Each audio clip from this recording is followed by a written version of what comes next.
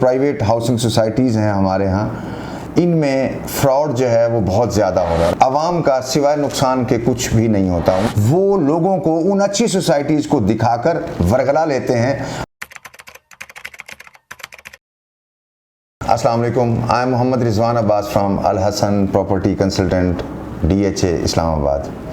आज हम आपसे बात करने जा रहे हैं मुख्तलिफ प्राइवेट हाउसिंग सोसाइटीज़ के बारे में कि उसमें लोग क्या कर रहे हैं और होना क्या चाहिए, और हम एडवाइस क्या करते हैं कि लोगों को किस तरीके से प्राइवेट सोसाइटियों में इंटर होना चाहिए, नहीं होना चाहिए, किस स्टेज पे होना चाहिए। बेसिकली हाउसिंग सोसाइटीज़, जो प्राइवेट हाउसिंग सोसाइटीज़ हैं हमारे यहाँ, इनमें फ्रॉड जो है वो बहुत ज़्यादा हो रहा है। और हमारी कोशिश ये है कि आप लोग तमाम इस फ्रॉड से दूर रहें, क्योंकि इस हाउसिंग सोसाइटीज़ के फ्रॉड में जो लोग इन्वॉल्व होते हैं फिर वो कभी प्रॉपर्टी की तरफ रुख नहीं करते। जब भी उन्हें कहा जाता है कि आप इस तरफ आएँ तो वो इस कदर परेशान और अपसेट होते हैं, इस कदर वो अपने माजी में उसमें डैमेज हो चुके होते हैं कि फिर वो इस तरफ आने का नाम ही नहीं लेते। उसकी जो वजूहात हैं, जो चीज़ें हैं, वो हम आज आपसे शेयर करने जा रहे हैं ताकि आपके साथ कभी भी ऐसा ना हो। मैं ये चाहता हूँ, या हमारा इदारा अल हसन प्रॉपर्टी कंसल्टेंट ये चाहता है कि हमारे पाकिस्तान की आवाम, चाहे वो ओवरसीज़ हैं चाहे वो पाकिस्तानी हैं, वो प्राइवेट सोसाइटियों के फ्रॉड से बचें। और मैं कोशिश करूंगा कि मैं आपको गाइड करूं, कुछ रूल्स आपको बता दूं, ताकि आप उन रूल्स को बैठ के जहां भी हैं, आप अगर उन रूल्स को फॉलो करते हैं तो यकीनन आप प्राइवेट सोसाइटियों के फ्रॉड से बच जाएंगे। मैं देख रहा हूं कि लोगों के अरबों रुपए डूब रहे हैं। बेसिकली लोग लालच में आकर, जब डीलर हजरात या जो प्रॉपर्टी कंसल्टेंट होते हैं वो अपने मफाद को मद्देनज़र रखकर लोगों को मुख्तलिफ इल्लीगल प्राइवेट सोसाइटीज़ में इन्वेस्टमेंट का कहकर उनको बहुत बड़े बड़े ख्वाब दिखाते हैं, और उन ख्वाबों में आवाम का सिवाय नुकसान के कुछ भी नहीं होता। उन्हें उसमें नुकसान ही होता है, फ़ायदा बिल्कुल नहीं होता। जहाँ अच्छी सोसाइटीज़ लोगों को, नो डाउट बहुत अच्छी सोसाइटीज़ हैं, हम अगर अपने पिंडी, इस्लामाबाद, लाहौर या मुख्तलिफ एरियाज़ में हम अगर देखें तो बहुत अच्छी सोसाइटीज़ हैं जिन्होंने लोगों को बहुत अच्छा फीडबैक दिया कि लोगों ने अपने वहाँ अगर करोड़ों रुपए लगाए तो उन्होंने अरबों के हिसाब से निकाले हैं, बिकॉज वो सोसाइटीज़ अच्छी हैं। बेसिकली हो ये रहा है मार्केट में कि जो फेक सोसाइटीज़ हैं, जो कि अच्छी सोसाइटीज़ नहीं हैं, वो लोगों को उन अच्छी सोसाइटीज़ को दिखाकर वरगला लेते हैं, और उस सिलसिले में लोग अच्छी सोसाइटीज़ के ड्रीम देखकर उन पर ट्रस्ट करके अपनी इन्वेस्टमेंट वहाँ कर देते हैं, और नतीजा जो है, बिलाखिर नतीजा नुकसान ही होता है। जो भी इलीगल सोसाइटी मार्केट में जब इन्वॉल्व होती है, मार्केट में जब आती है और अपने आप को मार्केट में सेल करना शुरू करती है, तो गवर्नमेंट ऑफ पाकिस्तान भी मुख्तलिफ टाइम में with the passage of time notices उनको भेजती रहती है कि ये गैर कानूनी सोसाइटी है। इवन आपके न्यूज़पेपर्स में भी गवर्नमेंट ऑफ पाकिस्तान उसको अनाउंस करती है बाकायदा। लेकिन चूंकि हमारी पाकिस्तानी कौम का ताल्लुक पढ़ने से ज़्यादा नहीं है, रीडिंग हम नहीं करते, हम अखबार की तरफ नहीं जाते कि हमने जो चीज़ें की हुई हैं हम उन्हें कहाँ से सर्च आउट करें, रिसर्च करें और उसको फाइनल करें, लेकिन हम वो नहीं करते। इसलिए वो जो अखबार में गवर्नमेंट ऑफ पाकिस्तान जो अपने नोटिस देती है उन सोसाइटीज़ के ख़िलाफ़, हम उनको कंसंट्रेट नहीं कर पाते, हमारी नज़रों के सामने से वो नहीं गुजरते, लिहाजा फिर यकीनी नुकसान जो है हमारे हिस्से में आ जाता है।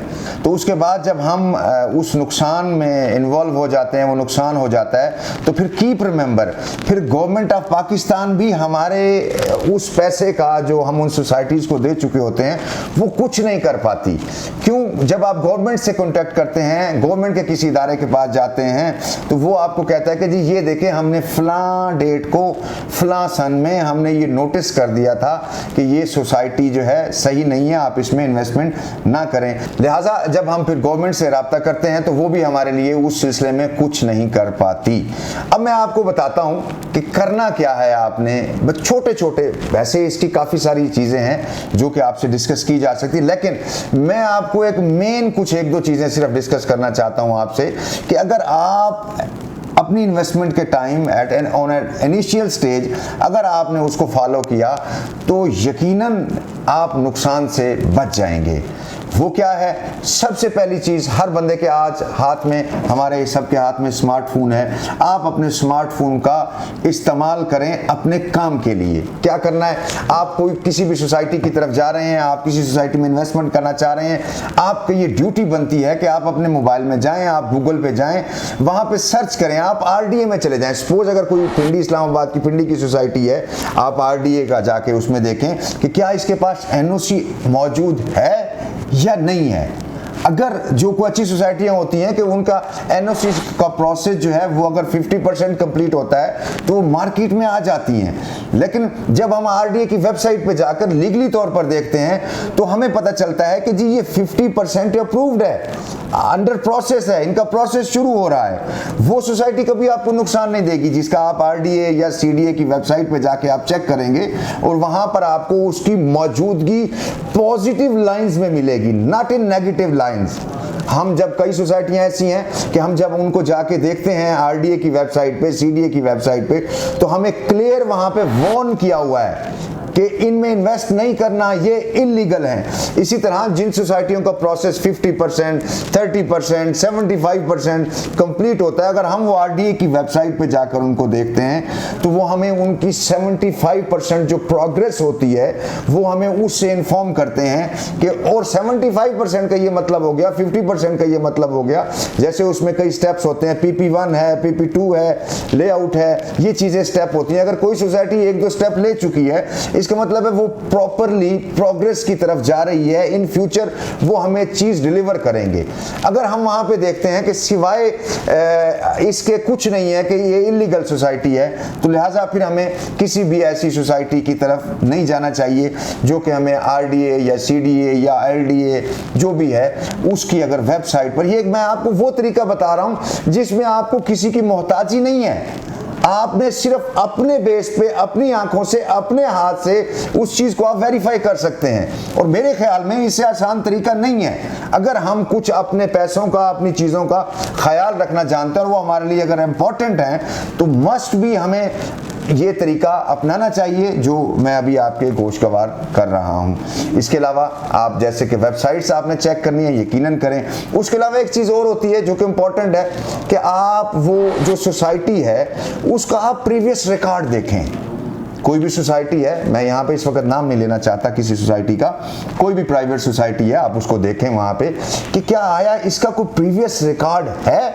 अगर तो वो है फ्रेश तो फिर तकरीबन आप डाउटेड हो जाएं कि प्रॉब्लम होगा। अगर वो फ्रेश नहीं है, आप उसका प्रीवियस रिकॉर्ड देखते हैं, उसके प्रीवियस रिकॉर्ड में आपको नजर आता है कि उसने कोई 1, 2, 3 या नंबर ऑफ प्रोजेक्ट्स उसने डिलीवर किए हुए हैं, तो देन इट्स वेरी गुड। ये वो चीजें मैंने आपको 2 एक ऐसे पैरामीटर्स बताए हैं जिनमें आपको किसी बंदे का सहारा लेने की जरूरत नहीं है। जस्ट आप खुद देखें और खुद ही आप उसमें फैसला कर सकते हैं कि आया मैं इस सोसाइटी में अपनी इन्वेस्टमेंट करूं या ना करूं। प्राइवेट सोसाइटियों में इन्वेस्टमेंट करना इंतहाई मुश्किल और अहम काम है। इसमें यकीनन लोगों को बचता भी बहुत ज़्यादा है और लोगों को डूबता भी बहुत ज़्यादा है। हमारी आज की इस वीडियो का मकसद ये है, हमारा पर्पज़ है, हमारा एक इदारा एक पर्पज़ के साथ काम कर रहा है। हमारा पर्पज़ ये है कि हम लोगों को अवेयर करें कि लोग जब कहीं भी इस फील्ड में अगर इन्वेस्टमेंट कर रहे हैं, यकीनन वो 100% इसके बारे में नहीं जान सकते, लेकिन जो बेसिक इन्फॉर्मेशन है उसका मैंने आपको आज एक तरीका बताया। आप अगर उस तरीके को अमल करते हैं तो यकीनन आप कभी भी किसी भी सोसाइटी में नुकसान के जिम्मेदार नहीं होंगे। और आज की इस वीडियो के साथ मैं आपसे इजाज़त चाहूँगा। दुआओं में याद रखिएगा। अल्लाह हाफिज़।